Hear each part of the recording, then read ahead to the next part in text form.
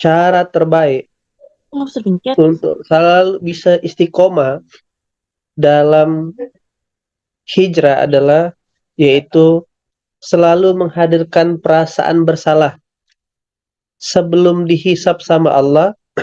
Hisaplah diri sendiri, itu kata kuncinya. Sebelum dihisap sama Allah apa? Hisaplah diri sendiri. Jadi ketika seseorang penuh kesadaran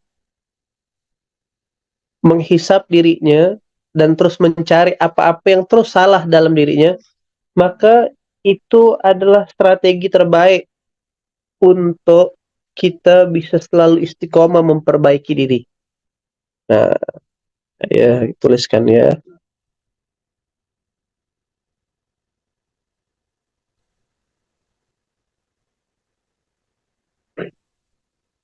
Hmm. Jadi cara terbaik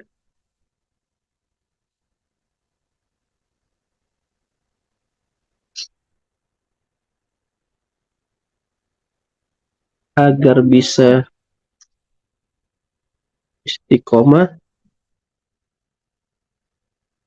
dalam jalan Allah,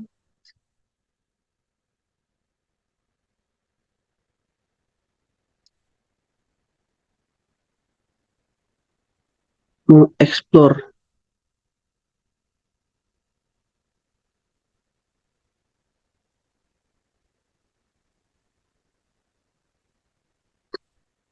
atau menghisap diri sendiri. Nah, ini yang jauh lebih penting. Ketika seseorang itu penuh kesadaran untuk menghisap dirinya, ya kan, maka dia tak berani, tak sempat dia ngelihat menilai orang lain. Ini salah satu cara yang ampuh. Nah, tapi cara ini juga yang jarang dilakukan orang. Cenderungnya, coba perhatikan, kebanyakan di antara manusia sering menilai orang lain atau sering menilai diri sendiri.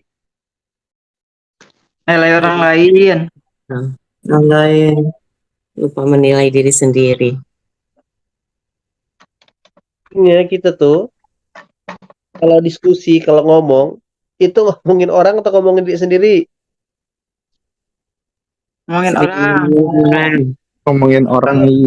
kalau kalau bicara keburukan, yang kita omongkan keburukan diri atau keburukan orang?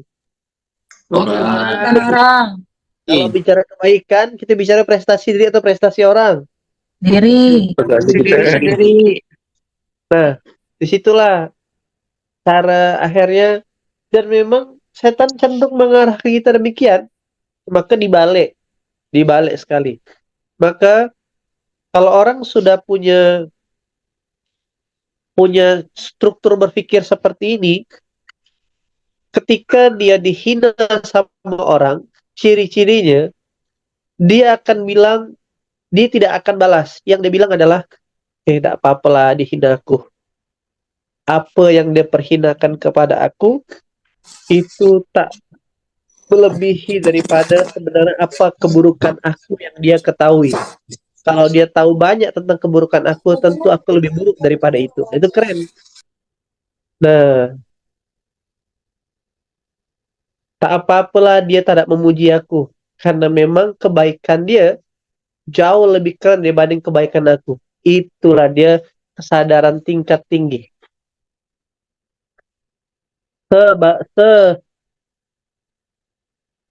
Sebaik-baiknya kita tetap lebih baik orang lain, orang lain. ya, seburuk-buruknya kita tetap lebih seburuk-buruk saya, bukan seburuk-buruknya kita. Seburuk-buruknya orang lain, ya, lebih buruk kita. lebih buruk kita. Nah, inilah salah satu prinsip-prinsip yang kalau kita pegang, itu jadi jalan untuk membuat kita istiqomah. Nah, dan tidak gampang baper. Karena yang membuat orang tidak istiqomah tuh dia terlalu tinggi ekspektasinya. Coba ikut saya. Sebaik-baiknya kita, Sebaik-baiknya kita lebih baik orang lain. Lebih baik baik orang lain. Seburuk-buruknya orang lain, seburuk orang lain.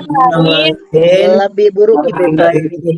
Buruk Jangan dibalik ya Kiai. buruk kita. Ya, Jangan dibalik. jangan dibalik. Ya kan? Seburuk-buruknya orang lebih ganteng kita. Tuh berarti. Nah, inilah dia namanya ghost to hamba. Betul nggak? Kalau sebaik-baiknya kita, orang tetap lebih keren. Karena kita tidak tahu orang lain berarti definisinya termasuk sampai para ulama, para salafus soleh, betul nggak? Nah, seburuk-buruknya orang jangan dibalik, begitu kebalik sombong keluar kita. Nah, ini cara terbaik, ya kan, untuk menjaga istiqomah, untuk membuat kawan-kawan semangat hadir ke Zoom pagi ini. Ini kan biasa 300, ini 246. Berarti coba pantau, para leader-leadernya, temannya pantau. Oke, jadi karena tadi tidak ada yang menjamin keistiqomahan kita dalam perjalanan hidup ini. Sepersekian detik, setan yang membuat orang malas sholat, ketika orang sudah berhasil sholat, maka setan berikutnya adalah setan membuat tidak khusyuk. Setan yang udah kalah dalam membuat tidak khusyuk, ketika orang susah lewat sholat, setan yang akhirnya mengarahkan itu melakukan keburukan sampai sakaratul maut. Setan akan terus berselancar untuk kata setan, karena dia ingat sekali lagi ya, harus kawan-kawan pahami, komposisi neraka jauh lebih banyak daripada komposisi surga. Itu dulu harus dipahami. Penduduk neraka lebih banyak daripada penduduk surga. Coba ulangi. Penduduk surga lebih sedikit daripada lebih banyak penduduk surga. Neraka lebih banyak penduduk surga. Nah, maka teman-teman rahmati Allah, kenapa kita nih butuh istiqomah? Karena kita tidak tahu sekarang nih kita udah punya bekal yang cukup belum, udah punya tiket yang cukup belum, poin kita udah pas belum. Maka cara yang terbaik agar terus berada di medan laga. Semalam kalau kawan-kawan lihat, jam 12 malam saya itu live Facebook bersama sahabat saya Mas Sono. Saya tengok di jam 12 malam lagi ngantar jenazah sendiri pakai ambulan. Pertama saya tengok dia live, dia sudah tepuk-tepuk muka dah. Oh, ngantuk kawan nih, kasihan. Jadi teman saya itu yang punya Al-Fatihah di Semarang unik. Amalan personalnya kalau sudah lagi bete-bete, healingnya udah pusing, penat ngurusin dunia, ngurusin dunia itu pun ngurus aktivitas dakwah gitu ya. Kalau penat ngantar jenazah. Ngantar jenazah malam-malam semalam tuh. Dari Semarang ke Blora. Yang meninggal ibu-ibu, tidak punya anak, suami entah kemana, meninggalkan kanker di perut, cuma 2 minggu, dan ya butuh, artinya tidak ada yang peduli, ngantarlah. Nah, jadi saya lihat, ngapa tuh ngantar jenazah mas? Inilah cara saya untuk mempertahankan, untuk menolkan posisi saya. Kalau saya lagi di puncak dengan banyaknya hadiah dari Allah, saya balik akan lagi ngantar jenazah. Supaya saya ngerasa saya tak punya apa-apa juga nanti kembali. Kalaupun saya lagi suntuk, lagi berat, lagi banyak beban pikiran, saya balikkan lagi ngantar jenazah. Karena saya berpikir, ngapa aku harus suntuk dengan sesuatu yang tak ada hubungannya dengan kematian? Itu tuh mahal. Membangun sistem kesadaran begitu, itu yang mahal kawan-kawan. Nah, insya Allah dan unik itu, kalau dia ngantar jenazah, dia nggak mau ditemani, harus sendiri SOP-nya. Nah, maka di Ismuyaya pun kita buat nggak ngantar jenazah. Ambulan kita sudah mulai aktif.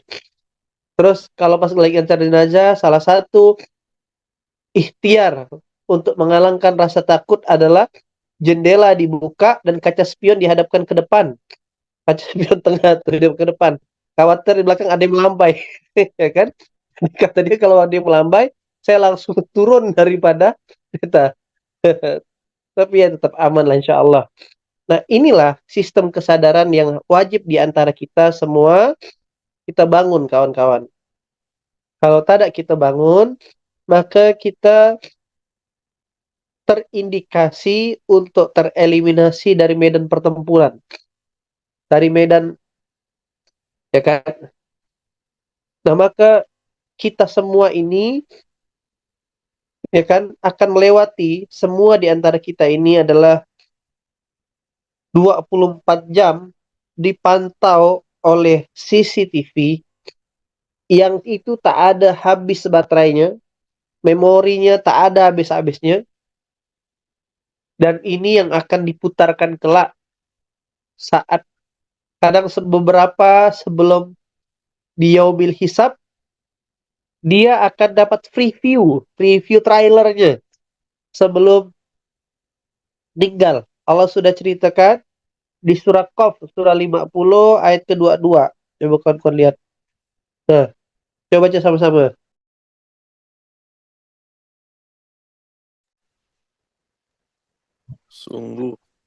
Sungguh kamu dahulu lalai tentang peristiwa ini. Maka kami singkap kami. Tutup dan menutupi matamu sehingga penglihatanmu pada hari ini sangat tajam. Dan pada hari ini sangat tajam. Dulu kau lalai tentang semua peristiwa, kata Allah. Maka kami buka hal-hal yang kau tak nampak. Sehingga penglihatanmu akan kaget melihat peristiwa ini. Yang ngelihat surga akan kaget. Ya Allah, cantiknya enggak? Bagaimana Kak? Siapa Sa'ban? Ya kan, yang masuk surga. Tahu kan kisah Sa'ban? Sa'ban yang masuk surga hanya gara-gara di jalan kaki. Jaraknya 3 jam dari rumah dia ke Masjid Nabawi hanya untuk sholat. Dia kaget dibentangkan surga. Terus dia ngeliat lagi indahnya surga gara-gara wasilahnya dia ngasihkan baju kepada orang tunawisma yang tidak punya rumah sedang kedinginan di pelataran jalan. Tapi yang dikasih bajunya adalah baju bekas. Dia masuk surga hanya gara-gara dia punya 3 tiket surga, sepenggal roti yang dibagikannya. Terkagum-kagum dan kaget ya. Tapi sebaliknya, ada orang-orang yang juga sebelum meninggal ngelihat trailer meninggalnya. Itu kalau antum pernah lihat Sakratul Maut, saya diceritakan beberapa kawan-kawan saya terutama di ICU, pas detik-detiknya teriak, pop, meninggal kayak gitu kawan-kawan. Karena apa? Dia melihat gambaran neraka, dia melihat gambaran kesiksaannya. Jadi, ayah bunda yang rahmati Allah, kawan-kawan semua,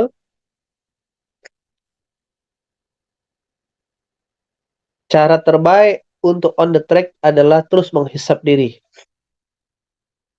Ini kan orang-orang yang kaget nih kan, malaikat menyertai yang menyertainya berkata, inilah catatan perbuatan yang ada padaku.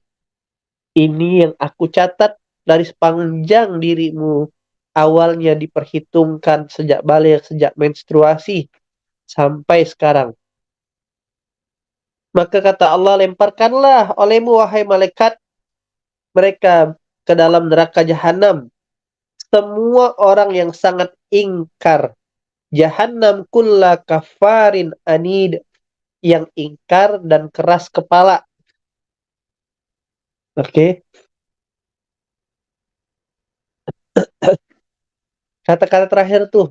Nyesek. Siapa yang masuk neraka? Yang ingkar dan siapa?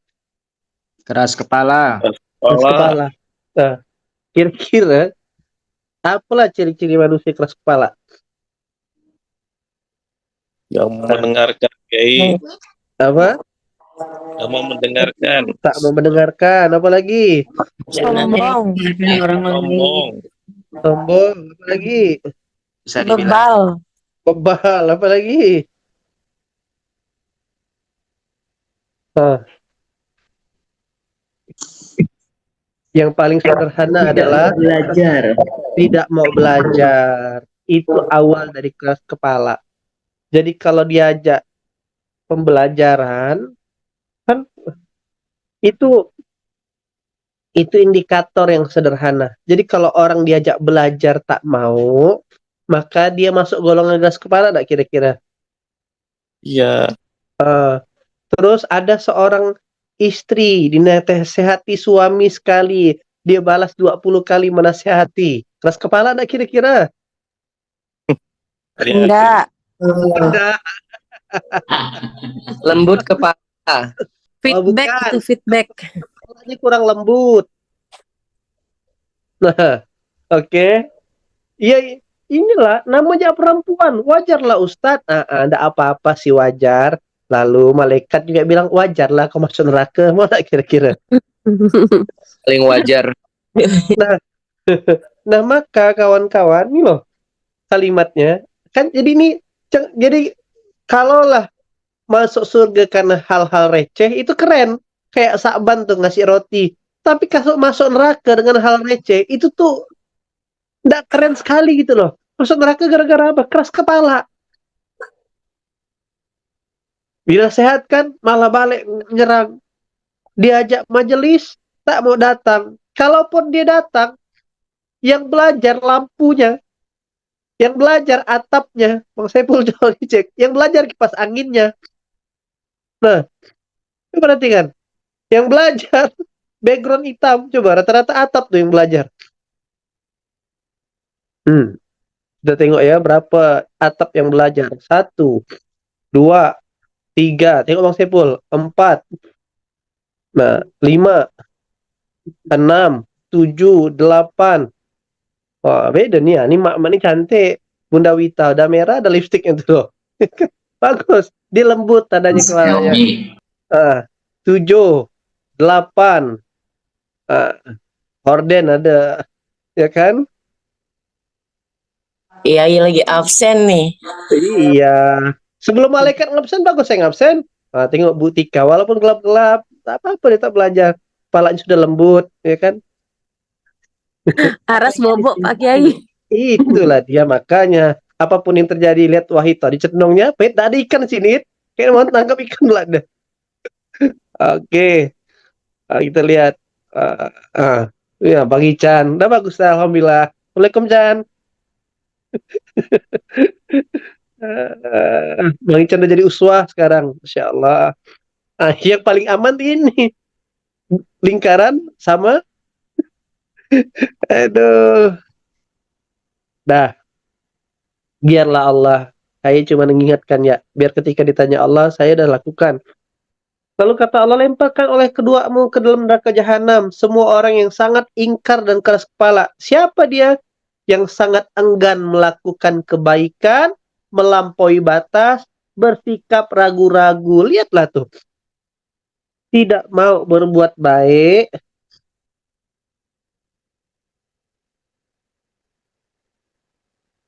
Lalu apa lagi? Melampaui batas.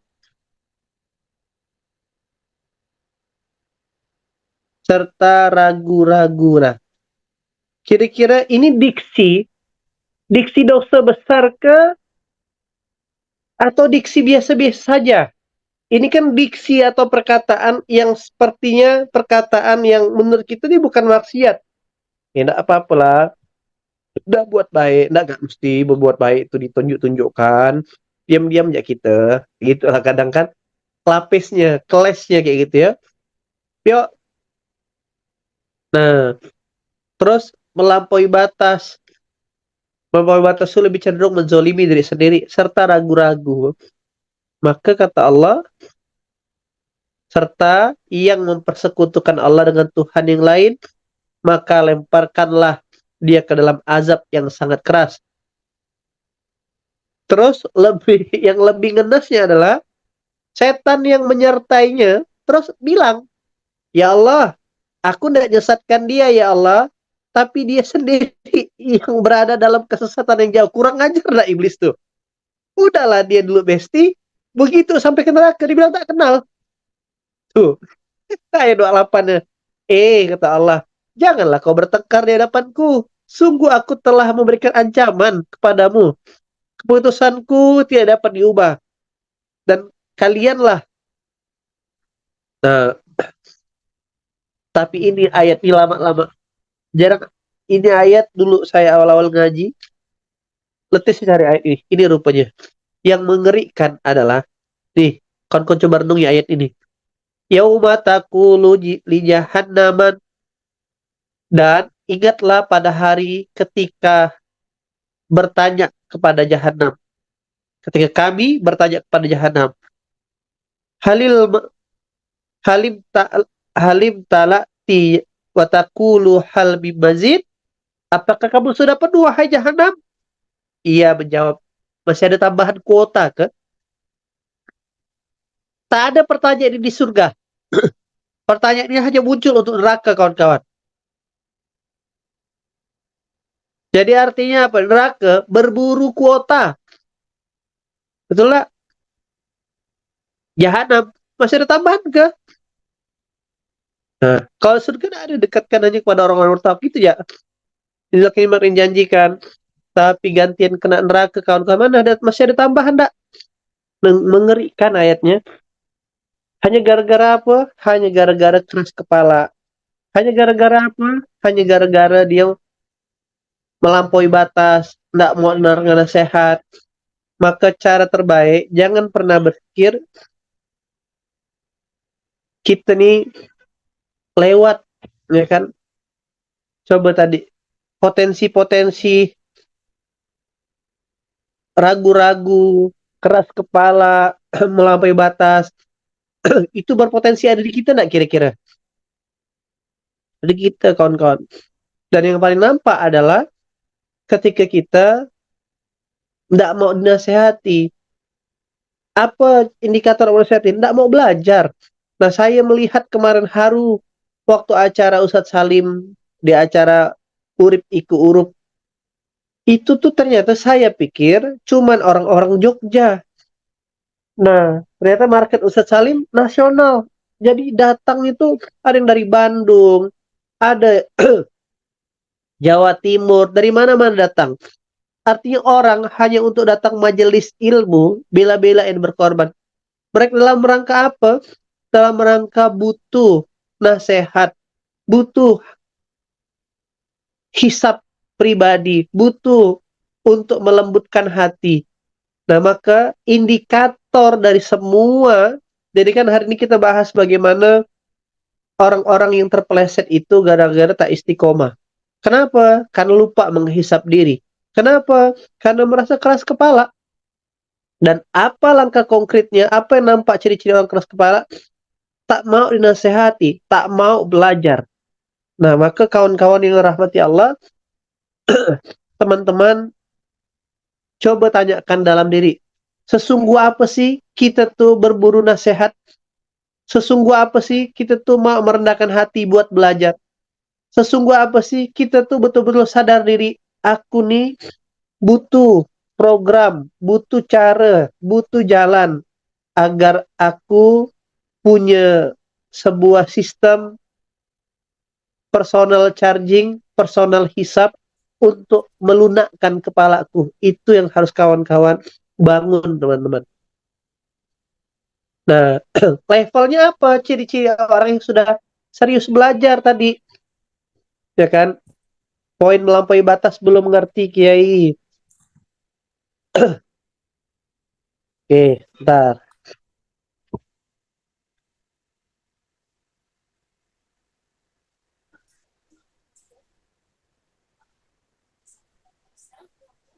Nih, tafsirnya. Yang sangat enggan melakukan kebaikan, tidak mau menunaikan kewajiban-kewajiban yang ada padanya, tidak berbakti, dan tidak pula mau silaturahmi, dan tidak pula mau bersedekah. Muqtadin, yakni melanggar batas atau melampaui batas dalam membelanjakannya, juga dalam mempergunakannya hingga melampaui garis yang ditentukan. Lebih condong orang-orang melampaui batas itu orang-orang ego, orang-orang yang memikirkan dirinya sendiri, orang-orang yang sibuk, yang penting kepentingannya terwujud, kepentingan orang lain tidak penting, gitulah dia. Nah, gitu Bunda Rina. Oke, nah maka kawan-kawan yang rahmati Allah, hari ini ayatnya remeh-temeh kayaknya, ya kan? Tapi ini jadi notis, jangan sampai kita kepleset gara-gara hal sepele ini. Nah, terus jadi kan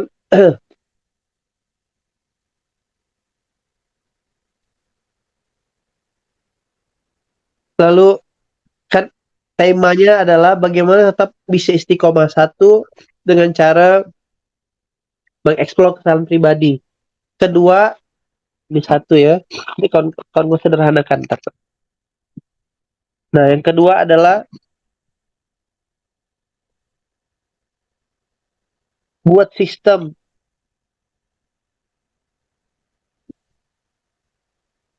untuk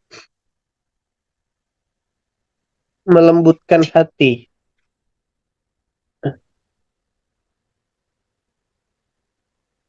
Caranya satu, luangkan waktu majelis.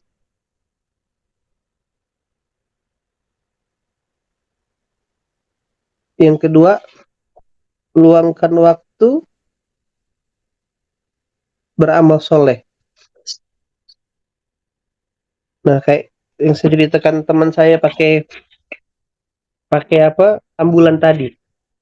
Nah, ingat, ini nih metodologi istiqomah nih seperti kita sedang menyiapkan jangkar saat kapal sedang berlabuh di laut.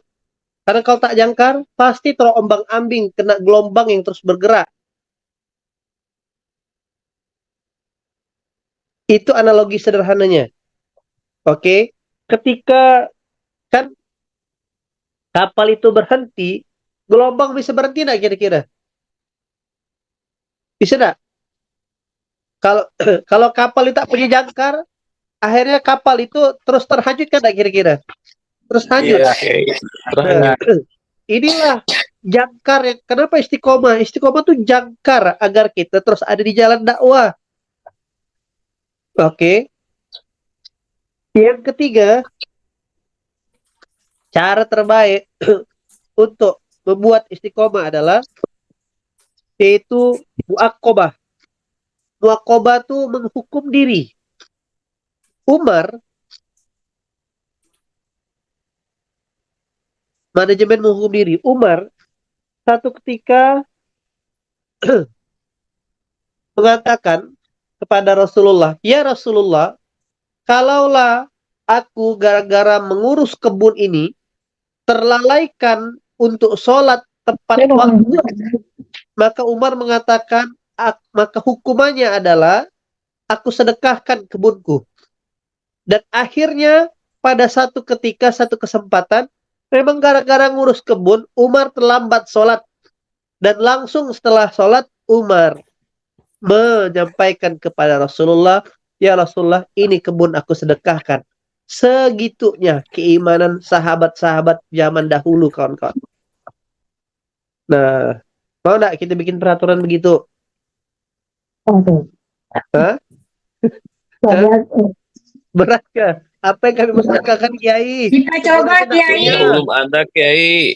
Oh, Kita belum punya coba, kebun. Kiai. Nah, Ada tanaman aja, Kiai. oh, ada tanaman nggak ke? Atau ada ikan cupang, ada burung perkutut mungkin, ya kan? Nah, jadi menghukum diri. Lalu yang terakhir, muaqabah, mujahadah. Mujahadah tuh mengikhlaskan.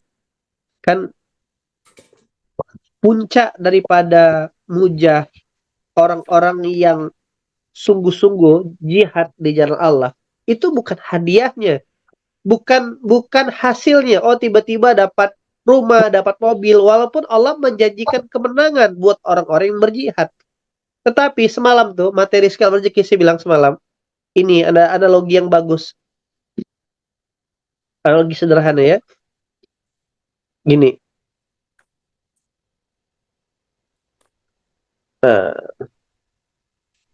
mana materi semalam ya?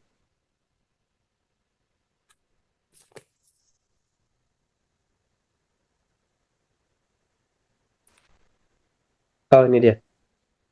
Nah,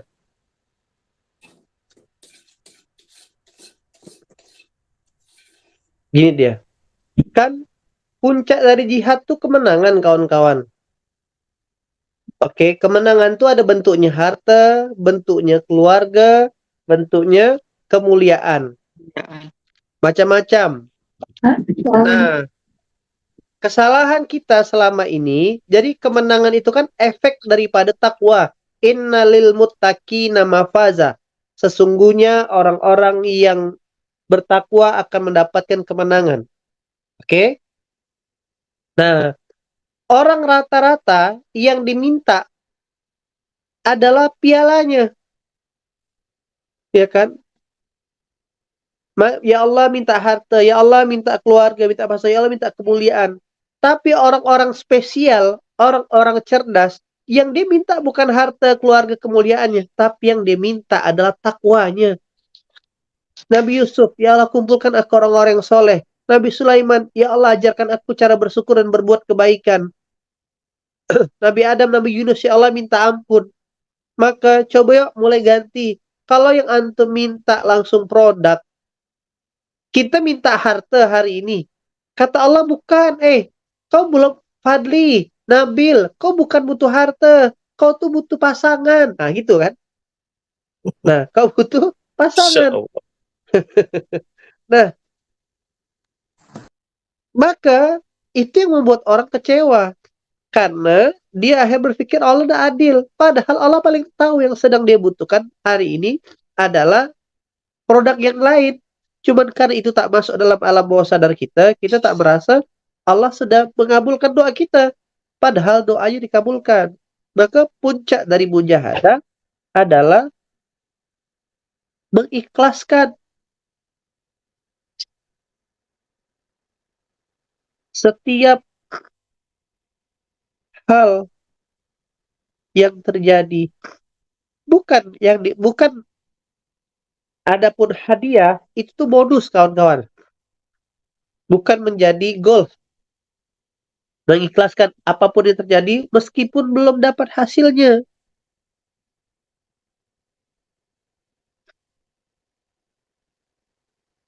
Kalau kita sudah sampai di level ini dan dianggap sama Allah sebagai orang yang ikhlas, maka berikutnya kita akan terus dihujani oleh banyak hadiah oleh Allah. Nah, jadi ini 4 langkah yang kawan-kawan boleh lakukan agar terus Allah izinkan istiqomah dalam jalan Allah. Satu adalah mengeksplor terus kesalahan. Sehingga kita tak cepat puas. Banyak yang curhat, Ustadz saya udah hijrah, kenapa kok belum berubah? Ente hijrah baru berapa bulan? Baru 3 bulan Ustadz. Ente maksiat berapa lama? Berapa tahun?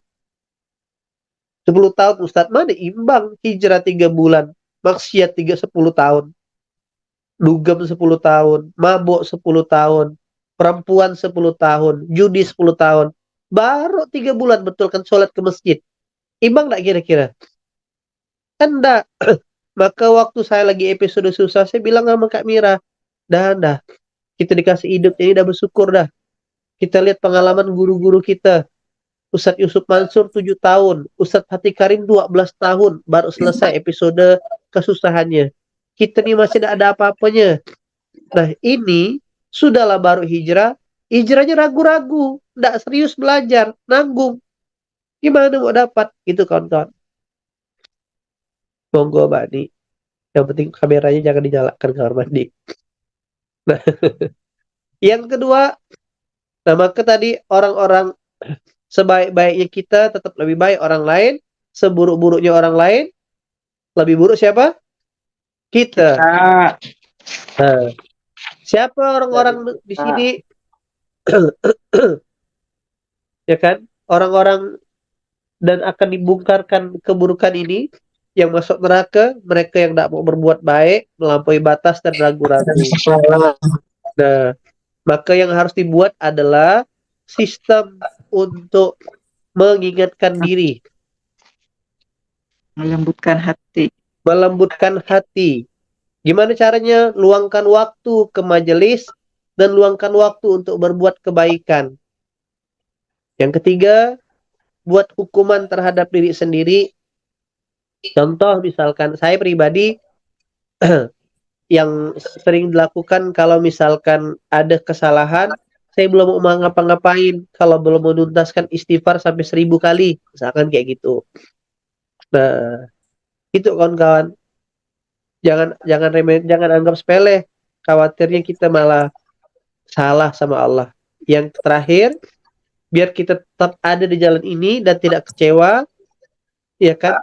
Ikhlaskan setiap peristiwa yang terjadi, serahkan urusan hasil sama Allah, minta tuh sama Allah tuh takwanya, ya Allah, izinkan aku bisa sholat malam, izinkan aku tidak ngantuk kalau ngaji, izinkan aku bisa ngafal Quran, izinkan aku bisa betulkan tajwidku, izinkan aku bisa sedekah.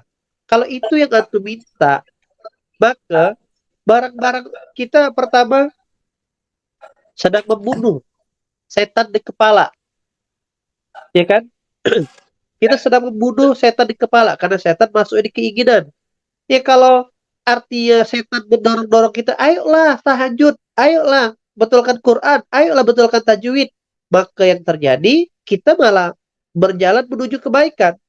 Tapi kalau di kepala kita yang kita minta harta, yang kita minta jabatan, yang kita minta apa namanya pasangan, yang kita minta adalah rumah, maka setan masuk dalam keinginan itu.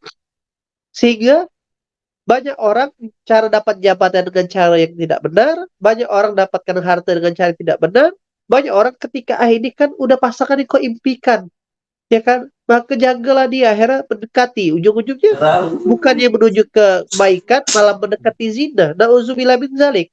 Nah ini kesadaran yang alhamdulillah tadi malam Allah ajarkan. Yang diminta itu adalah takwa, kawan-kawan.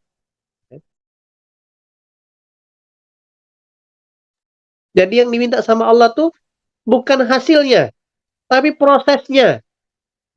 Nyambung? Kan kita sepakat, kita tahu satu ayat, surah 22 ayat 52. Banyak orang terjebak hutang, bukan karena dia tidak baik, atau karena memang hobinya berhutang atau nipu, enggak. Tapi ketika dia bercita-cita membesarkan bisnisnya, lalu dalam perjalanan bisnis tiba-tiba bisnis salah kelola, dan bangkrut.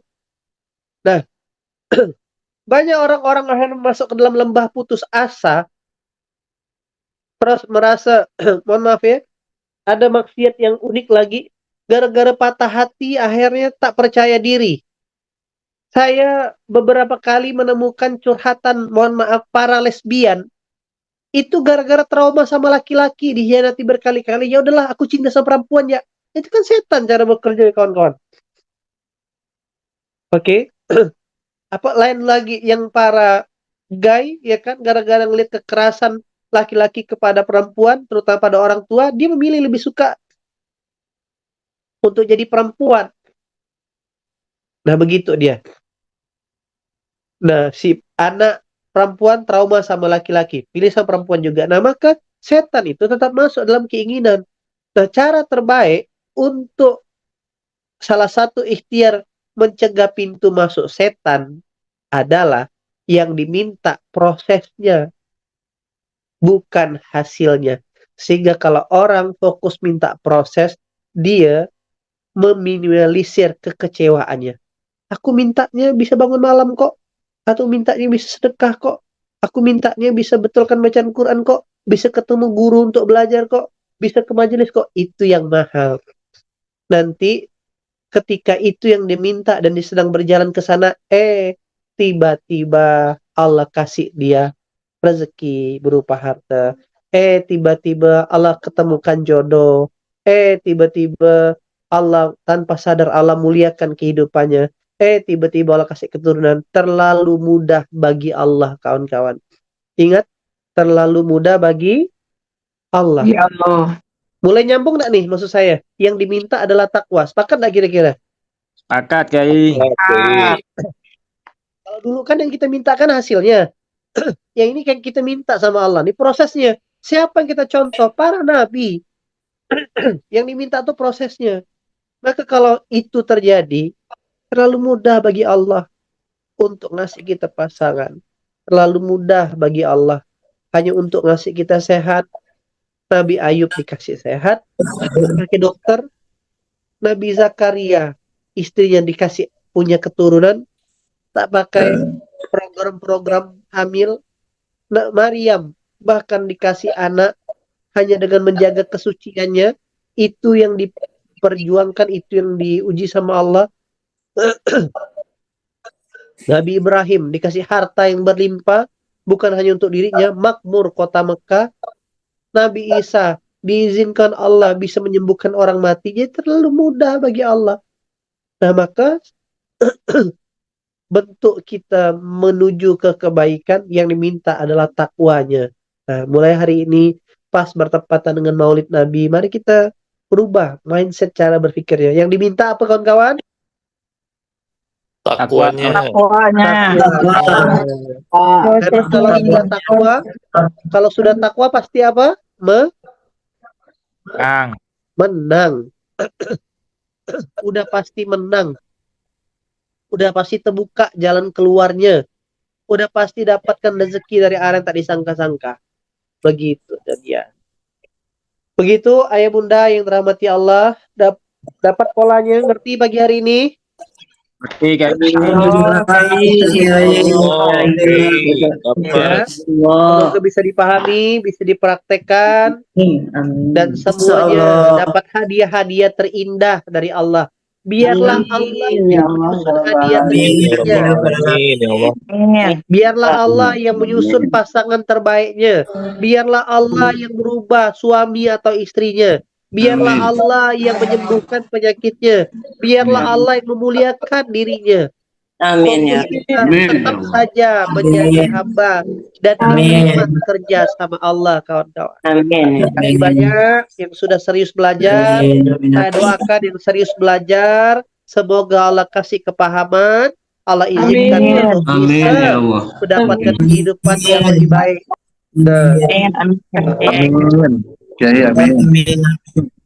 Yang belum serius, semoga Allah kasihkan kekuatan. Kenapa ya aku masih belum jetrum ya untuk belajar Quran? Nah, ada apa-apa minta sama Allah, kawan-kawan. Ingat tadi surah 50 ayat 25 sampai 30. Nah, semoga kita tidak masuk dalam golongan yang disia-siakan. Makasih banyak yang baik-baik dari Allah.